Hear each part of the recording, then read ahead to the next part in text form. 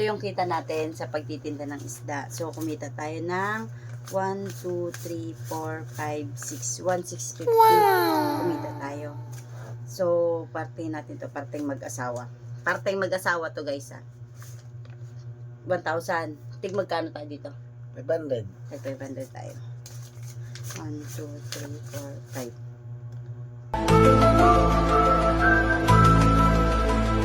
500. 500. 100. Tig magkano tayo? 50. 550 tayo. Okay.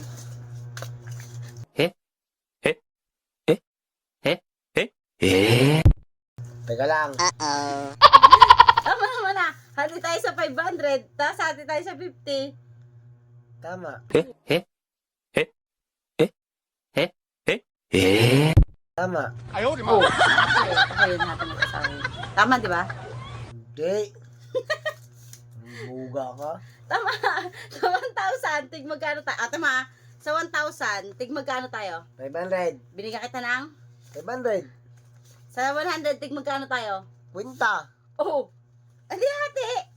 Patas yun. Hati mag-asawa yun. Anggoy mo, anggoy.